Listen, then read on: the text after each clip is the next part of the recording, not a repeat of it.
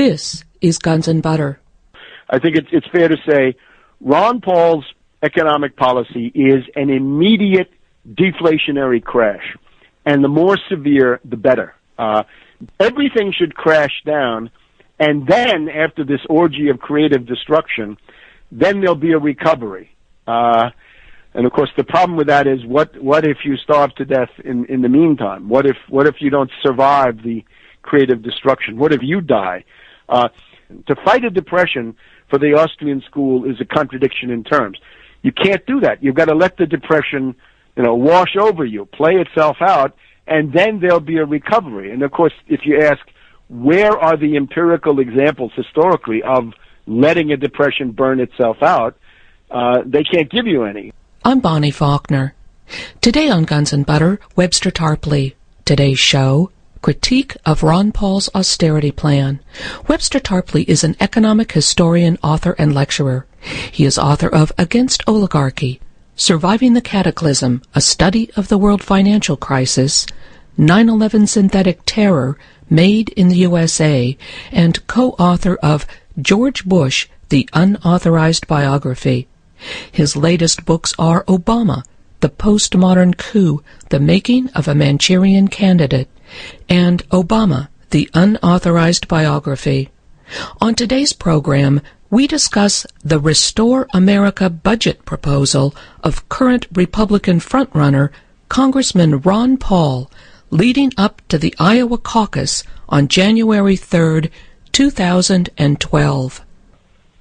Webster Tarpley, welcome. Thank you so much. Good to be with you.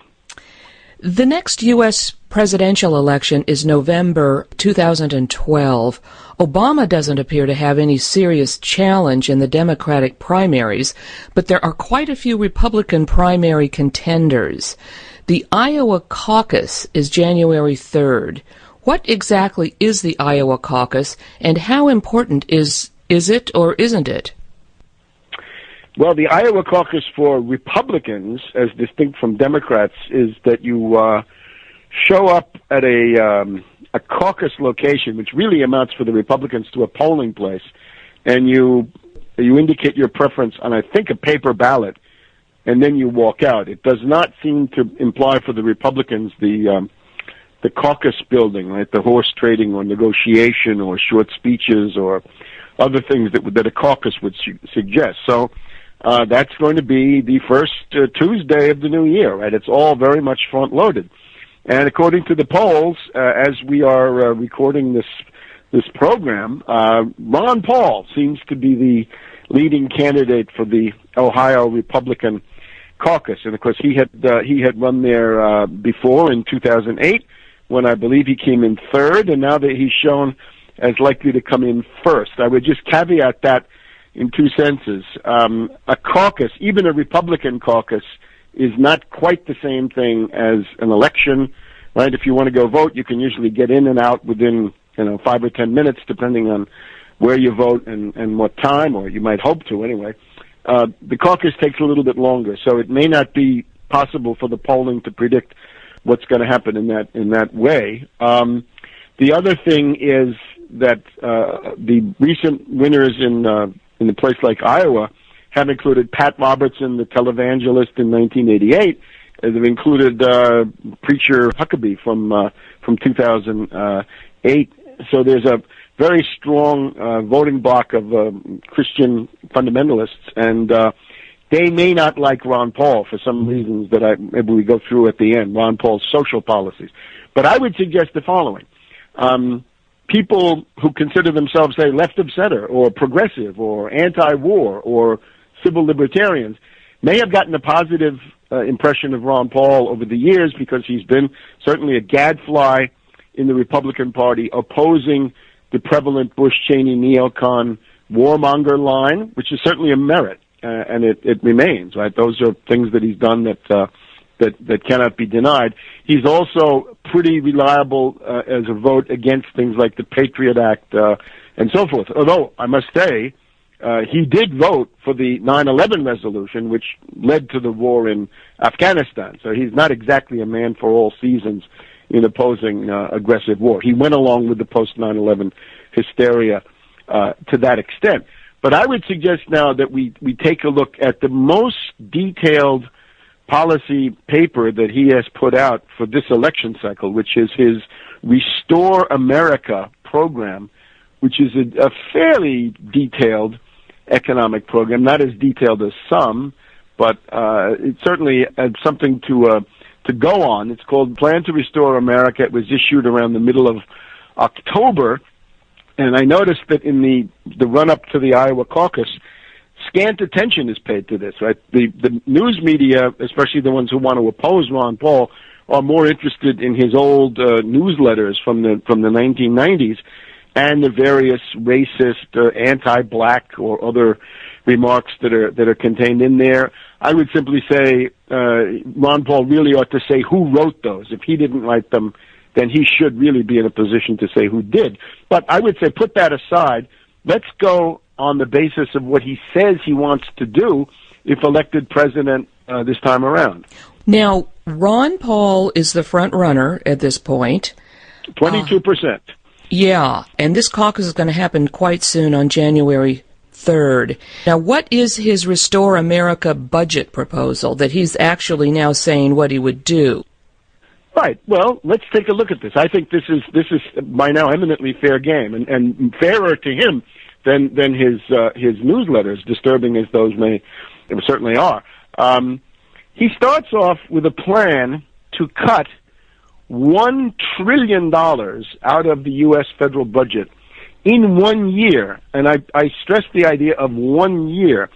You had perhaps heard during the course of the super committee, otherwise known as the 12 Tyrants, that group of 6 Republicans and 6 Democrats, I guess it was, that this came down to cutting $1.2 trillion, but that $1.2 trillion was spread out over 10 years.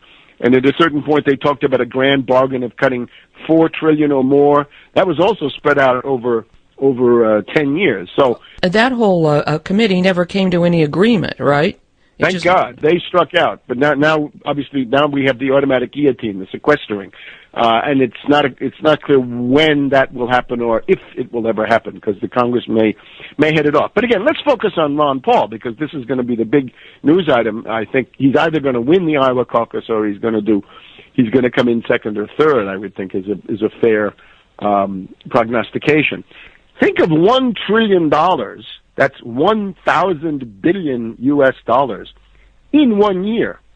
This is, again, it's 10 times more concentrated than what the super committee was talking about, right? Those 12 tyrants, bad as they were talking about something much more gradual. For Ron Paul, it's cut $1 trillion of spending during the first year of the presidency and balance the budget, bring the federal budget into balance by the end of a 4-year term. Now, that's already the most radical austerity plan of any candidate, and it's also the most radical austerity that any modern industrial or even post-industrial society has ever experienced. If you want a comparison, I compared it to sort of the landmark austerity of the 20th century, I think, is Chancellor Heinrich Brüning in Germany between 1930 and 1932.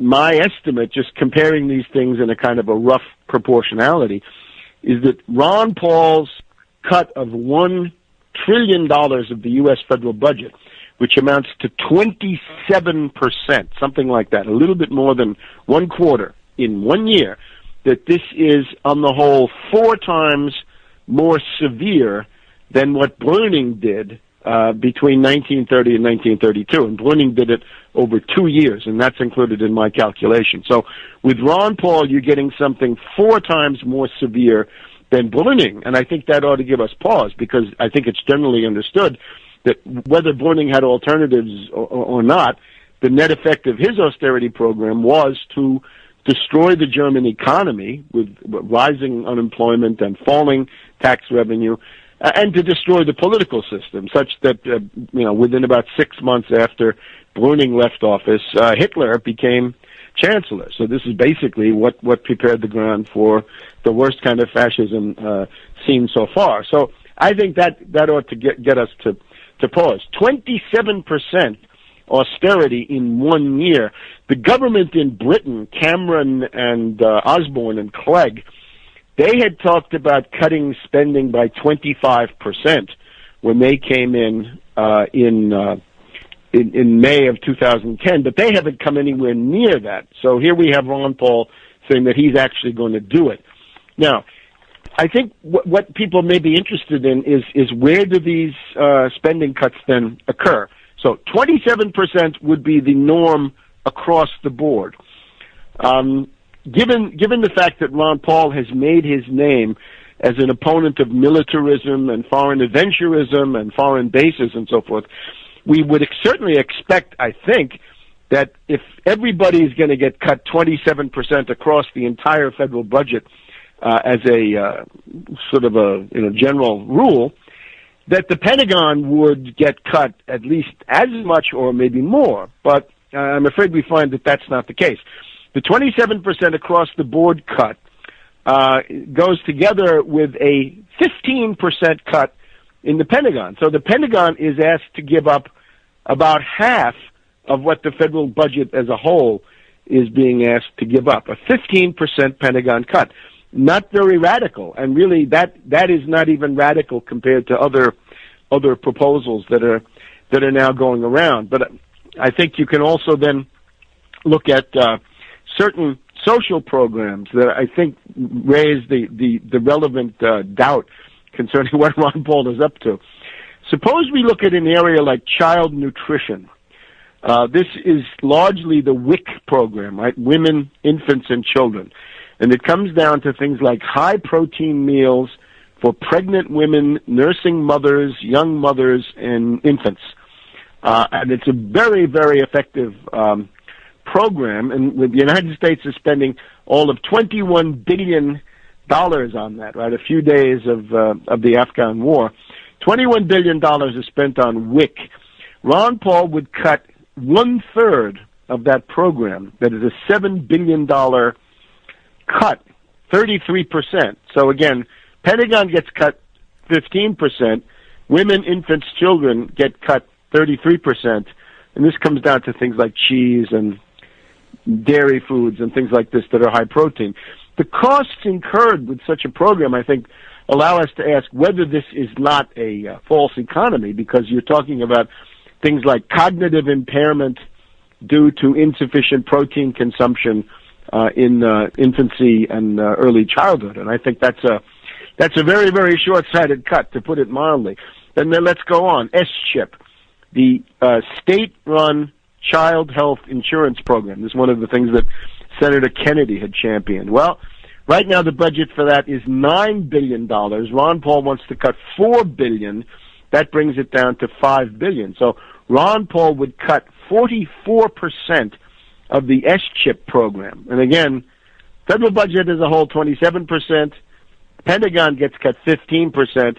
But for some reason, child health insurance gets cut 44%. Now, these are small amounts, but the effect of this, I think, is quite remarkable, because with SCHIP, you're dealing with parents who are so poor that they can't afford any health care for themselves, but they can get it for their children just about automatically if they meet, the poverty tests for this, the means test for SCHIP. I'm speaking with economic historian and author Webster Tarpley. Today's show, Critique of Ron Paul's Austerity Plan. I'm Bonnie Faulkner. This is Guns and Butter. What other important programs is he suggesting be cut? The two big things that Ron Paul would cut, I think, are also very disturbing. One is Medicaid, right? Medicaid. This is not Medicare, right? This is not people over 65. This is Medicaid, and this is the health program that is run through the states for poor people, basically. The current budget, $276 billion.